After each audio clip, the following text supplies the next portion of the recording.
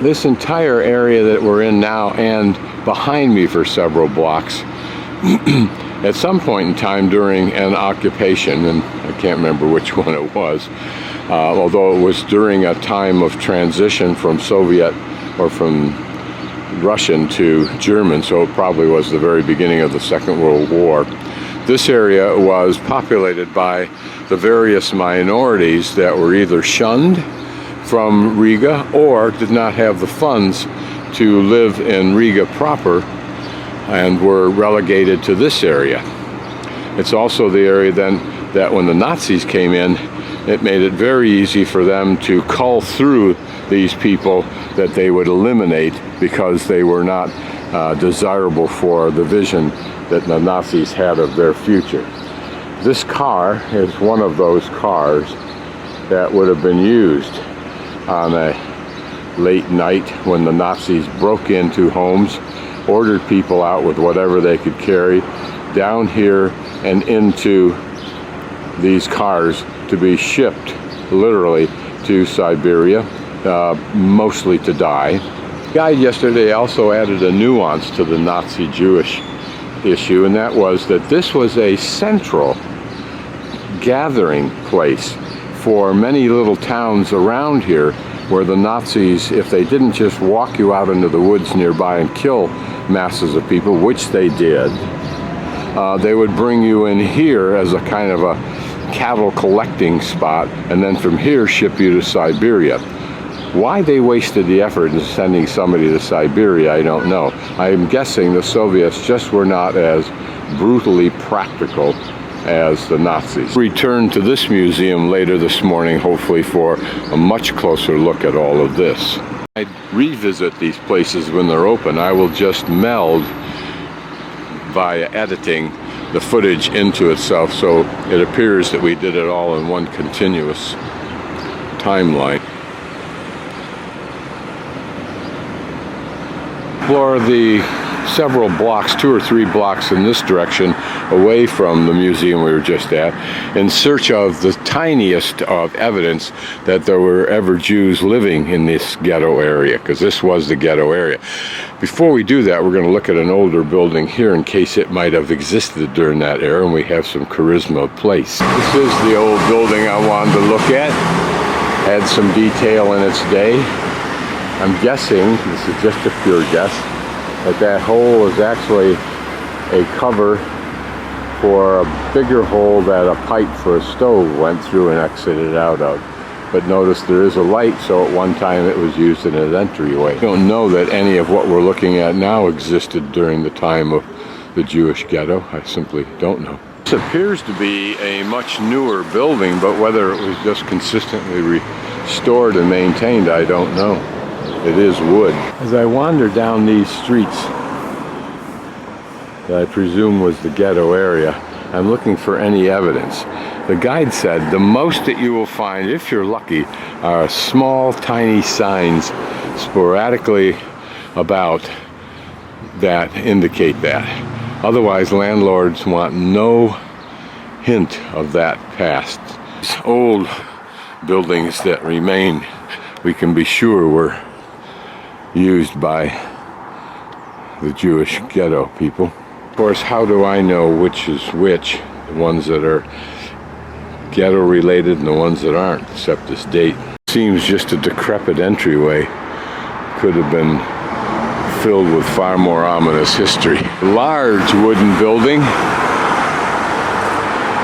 slowly falling into decrepitude, although the upstairs is a dwelling. History, that awning, if you will, would have seen. Kind of terrors went in and out of this somewhat modified but remnant, cute little semi-old-fashioned washing machine. Also, something you could wash a few clothes in on the counter. My guess is that this is a used appliance store. It's another building perhaps stood here, making that an enclosed courtyard in there to add a far more elegant word than most would have described it in its day. Would have been here in the day. A park, Another building. Notice even that building was for warehousing, I suspect.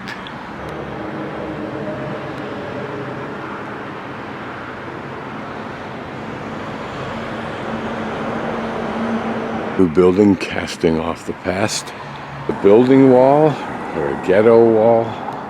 Imagine living in this area, not knowing when you might be corralled and placed in one of those cars for ultimate death.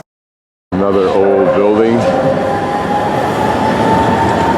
Bad they don't maintain these buildings, because I think they're interesting and someday someone can restore them with some cachet. With enough research we might even find out what this intersection history was. This trolley line here at the time of the ghetto, if so, it probably was a dividing line between the ghetto and the good parts of town.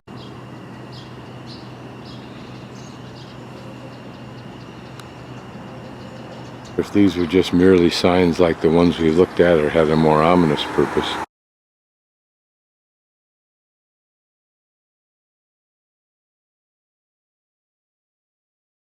This whole area here appears to be a very old, important center. This large wooden building, even the columns made of wood, totally not destroyed yet. Another old building, and everywhere the evidence of the street and the infrastructure being rebirthed, if you will. A substantial pipe being used for probably the sewer infrastructure installed. The front of this building, even these large columns are of wood, but an impressive building sitting dead center in this intersection of at least two significant streets.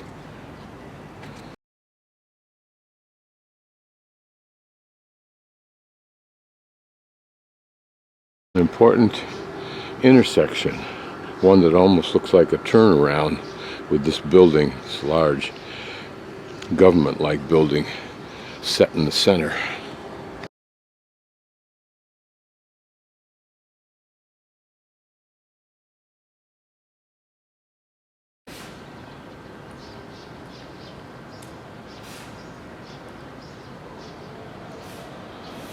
This was called Stalin's birthday cake.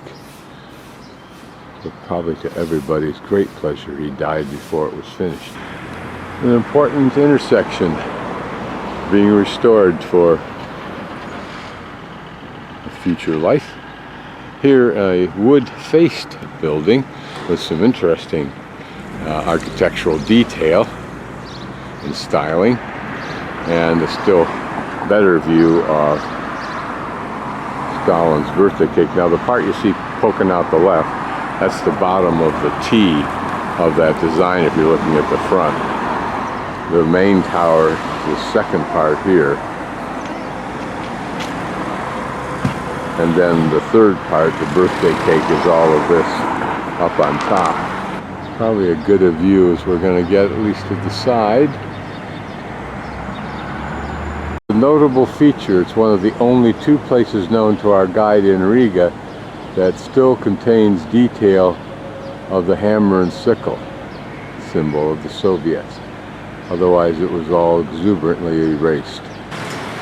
After Stalin had nationalized all property and collectivized all farms, this was being built as a center in Riga for all farmers working on collectives. They could come here, there were hotel rooms, they could take classes, attend lectures and so forth on farming techniques. However, it was ultimately used as the Soviet science building in Latvia when Khrushchev came to power and felt that all training of and learning the technology of agriculture should take place in the countryside on the farms. So even today it maintains that capability, but it's expanded so that apparently lawyers, doctors, anybody else can also have offices in this building. There's another church and a somewhat pretty park. So we'll go to the 15th floor and then we walk up the last 2 floors to get to the highest point for €5, but €4 less than St. Peter's charges. Very near the top, but not all the way up.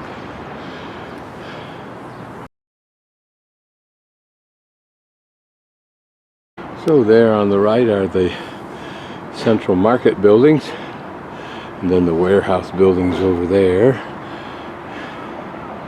and then the Jewish ghetto is there, but it's closed. And these are the other couple of streets in which the ghettos were. We walked that earlier this morning. There, of course, the TV tower. Now the 2 bridges leading from Old Town. So there's 3 bridges in our view.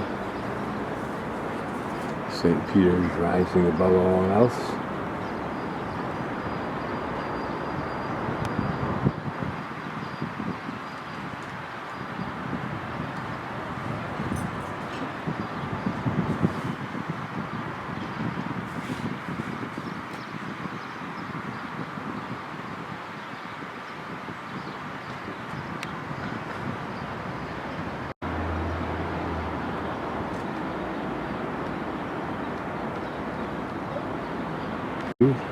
Is the long park with the river that runs through those very pretty environs. And then we're going to walk over beyond that Eastern Orthodox Church, Church of the Nativity that we looked at that's so beautiful, to Albert Street, which is theoretically the center of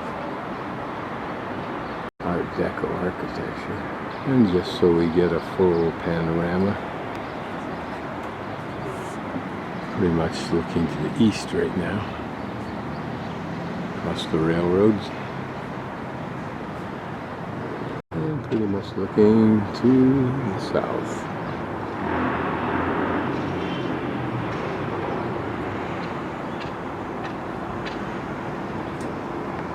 Interesting corner piece. Sitting on top of what appears to be substantially a deteriorated building.